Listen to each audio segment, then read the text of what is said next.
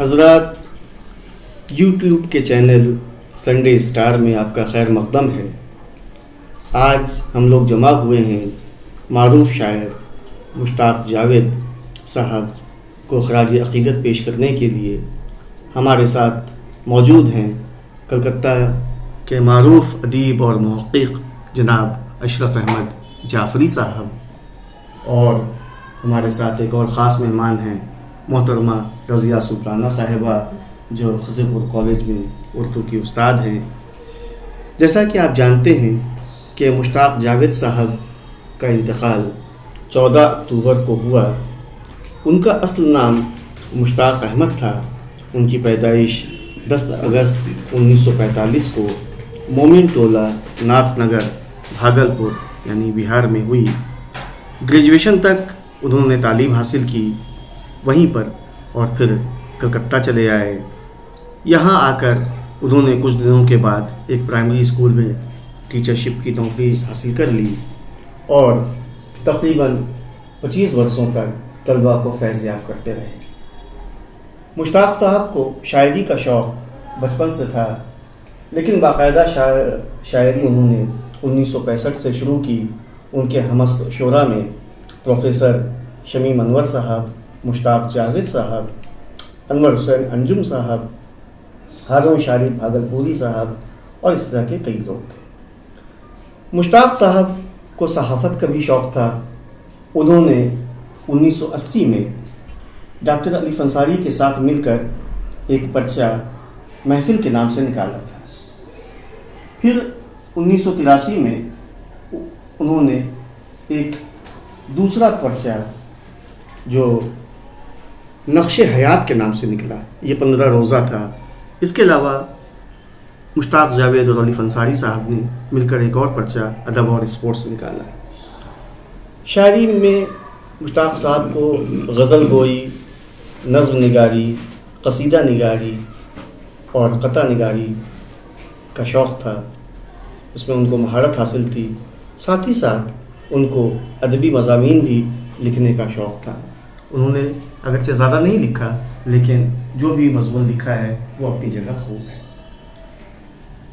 ان کو ان کی ادبی خدمات کے سلسلے میں انشا پرچے کی جانب سے ادبی ایوارڈ سن 2002 میں ملا تھا۔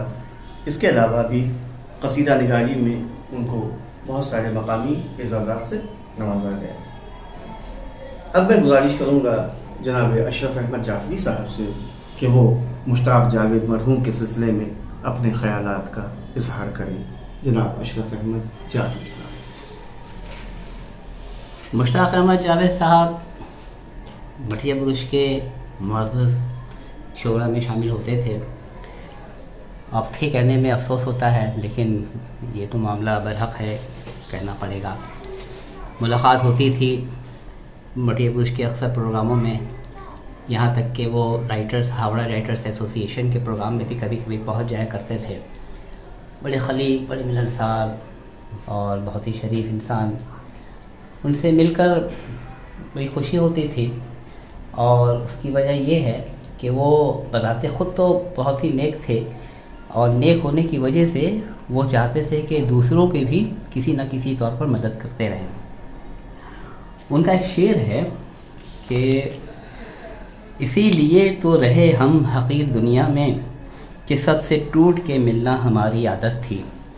اور واقعی یہ ان کی فطرت میں یہ بالکل برحق شعر ہے، اور ان کی فطرت میں یہ بات تھی، اور یہی وجہ ہے کہ دوسروں کی مدد کرنے کے وقت میں وہ، جیسے ابھی ہم ہمارے یہاں پروفیسر رضیہ سلطانہ صاحبہ تشریف فرما ہیں، تو آپ شاگرد کلکتی پر پی ایچ ڈی کر رہی ہیں، اور اس سلسلے میں انجم عظیم آبادی صاحب سے بھی انہوں نے استفادہ کیا، بالکل کرنا ہی چاہیے۔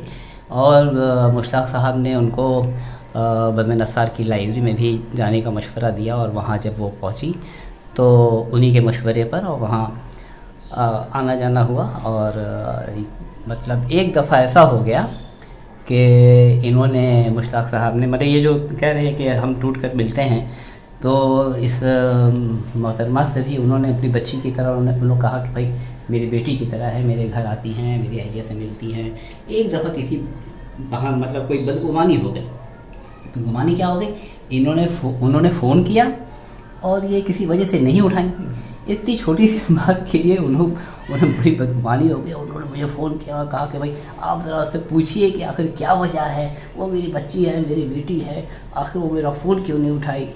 तो ये था उनके खुलूस का मामला, यानी वो चाहते थे कि हर आदमी से खुलूस के साथ मिलें, उसकी मदद करें, और अगर किसी वजह से कोई भी बदगुमानी की वजह से भी हो उनकी दिल शिकनी होती थी तो वो वाकई बहुत मुतासिर होते थे, क्योंकि उन्होंने खुद कहा कि हम टूट कर मिलते हैं, जिससे भी मिलते हैं टूट कर। फिर सब कुछ फिर सुनिए, इसीलिए तो रहे हम यहाँ पे दुनिया में कि सबसे टूट के मिलना हमारी आदत थी।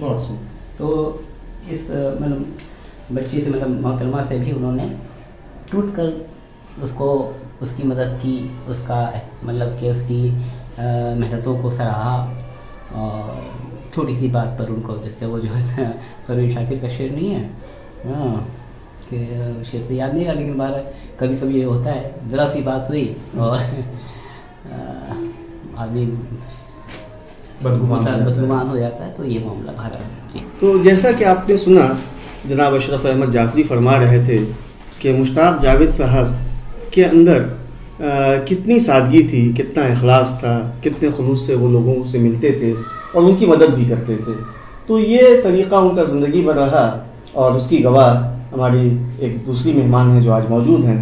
मैं गुजारिश करूँगा मोहतरमा रज़िया सुल्ताना से, जो खज़ीरपुर कॉलेज में उर्दू के उस्ताद हैं, कि वो अपने तजुर्बात मुश्ताक जावेद साहब के साथ जो हुए उनको बयान करें।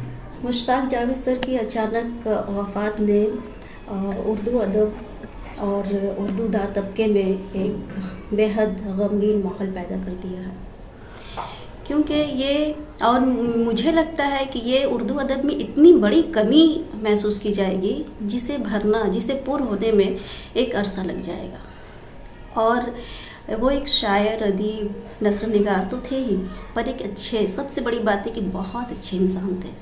उनकी इंसानियत, उनकी खुलूस, उनकी मोहब्बत जो कि सबके लिए थी, ख़ास तौर से अपने शागिर्दों के लिए तो वो बेपनाह जान देते थे, लेकिन आम इंसान के साथ भी उनकी रवादारी इसी तरह की थी। अगर वो किसी को दुख में देखते तो वो सिर्फ ना ही उसके दुख में शरीक होते, बल्कि वो उनके दुख का हल तलाश भी करते थे।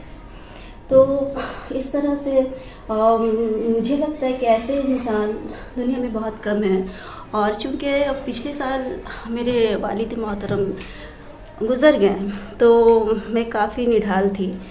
तो एक बार उनसे मेरी मुलाकात हुई तो मेरी घड़ी ख़राब हो गई थी। तो मैंने अचानक मैंने देखा कि घड़ी बंद हो गई है, तो मेरे मुँह से यही जुमले निकले कि सर मेरे पापा थे ना, तो वो घड़ी में बैटरी लगवाते थे, मुझे खुद ही जाना पड़ेगा शॉप में, तो दुकान में जाकर मुझे खुद से बैटरी लगवानी होगी। तो सर ने कहा कि बेटा तुम ऐसी बात कह रही हो, तुम्हारे पापा नहीं है तो हम तुम्हारे पापा हैं, और मुझे घड़ी दो। फ़ौरन उसी वक्त मुझसे घड़ी उन्होंने ली और दूसरे दिन बैटरी लगवा कर मेरे घर भिजवा दिया। तो ये बात भी हुई। दूसरी बात ये कि बस में ये किसी प्रोग्राम में मेरी उनसे मुलाकात हुई थी। तो जैसे कि हम लोग अभी न्यू जनरेशन है, नए लोग हैं, तो वो हमेशा नए लोगों को हौसला अफजाई करते थे, कभी डिस्करेज किया ही नहीं उन्होंने। अगर कहीं पर आपकी कोताही, कहीं पर आपकी गलती है तो वो इतनी खूबी से उसको इस्लाह करते थे कि आपको दिल चाहता था कि ऐसे ही उस्ताद हो और इनसे मैं हमेशा सीखती रहूं। और वाकई हम लोगों ने बहुत कुछ सीखा।